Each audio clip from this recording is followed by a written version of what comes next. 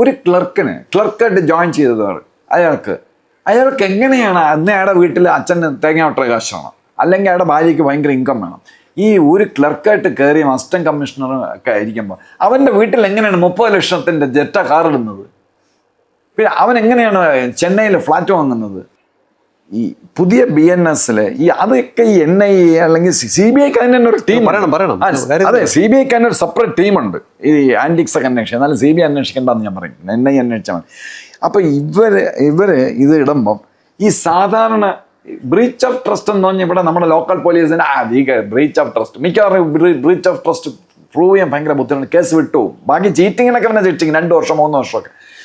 Breach of trust ഇതിൽ aggravated breach of trust അതിന് വലിയ പണിഷ്മെൻ്റാണ്. ഞാൻ മനസ്സിലാക്കുന്നത് ലൈഫ് വരെ കിട്ടും, 10 വർഷം എന്തായാലും കിട്ടും. അപ്പോൾ ഇതിനകത്ത് ബ്രീച്ച് ഓഫ് ട്രസ്റ്റ് ഉണ്ട്. ബ്രീച്ച് ഓഫ് ട്രസ്റ്റ് എന്ന് പറഞ്ഞാൽ ഈ ബ്രീച്ച് ഓഫ് ട്രസ്റ്റ് തെഫ്റ്റ് ഒന്നുമില്ല, ഇറ്റ്സ് എ സിമ്പിൾ തെഫ്റ്റ്. അതേ ഇതിനകത്ത് നടന്നിട്ടുള്ളൂ. പക്ഷേ ബ്രീച്ച് ഓഫ് ട്രസ്റ്റ് ഉണ്ട്, അഗ്രവേറ്റഡ് ബ്രീച്ച് ഓഫ് എന്ന് പറഞ്ഞാൽ അയ്യപ്പൻ മൈനറാണ്. അയ്യപ്പൻ്റെ അച്ഛനും അമ്മയൊക്കെ ആയിട്ട് ഇവന്മാരെ അങ്ങ് ഏൽപ്പിച്ചിരിക്കുകയാണ്. ഇവന്മാരെല്ലാം കൂടെ ക്രൈം സിൻഡിക്കേറ്റ് ഉണ്ടാക്കി ക്രിമിനൽ എന്റർപ്രൈസ് നടത്തി ഇത് മൊക്ക. അപ്പം നമ്മളിത് പ്രൂവ് ചെയ്താൽ മതി ഇവന്മാരെ ഏൽപ്പിച്ചിരുന്നു. തിരുവാഭരണം കമ്മീഷണർ, ഡെപ്യൂട്ടി കമ്മീഷണർ മിനിറ്റ്സ് ഇതെല്ലാം വെച്ചിട്ട് ഇത് പ്രൂവ് ചെയ്ത് കൊടുത്താൽ ഇത് NIA അത് ചാർജ് ഷീറ്റ് ചെയ്യണം. കാര്യം എന്ന് പറഞ്ഞാൽ ഇവർ എഴുതി കൊടുത്താൽ വേണമെങ്കിൽ അഫ്ഗാനിസ്ഥാനിൽ ബോംബ് വരെ പൊട്ടിച്ചതിൻ്റെ പിന്നിൽ ഉണ്ണികൃഷ്ണൻ പൊറ്റിയാണെന്ന് ഈ നമ്മുടെ SIT എഴുതി കൊടുത്താൽ അതിൽ കാര്യമില്ല. ഇന്ന് ട്രയൽ സ്റ്റേജിൽ വരുമ്പം ഒരുപാട് ചതിക്കുഴികളുണ്ട്. അതായത് ആദ്യം ചതിക്കുഴി വയ്ക്കുന്നത് അറൈനിങ് വിറ്റ്നസസ്. അതായത് ലാസ്റ്റിൽ ഈ ഒരു 2 വർഷം കഴിയുമ്പം വെങ്കടേഷ് സാറിനെ അങ്ങ് മാറ്റും. എന്നിട്ട് ഒരു പിടിച്ചുപറിക്കാരൻ, ഒരു ഡക്കോയിറ്റ്, അതുപോലെ നമ്മുടെ ഒരുപാട് സീനിയർ IPS ഓഫീസേഴ്സ് ഉണ്ട്. എൻ്റെ മനസ്സിൽ ഒരു ഡക്കോയിറ്റിൻ്റെ പേരുണ്ട്. അയാളെ ഇവിടെ പോസ്റ്റ് ചെയ്യും.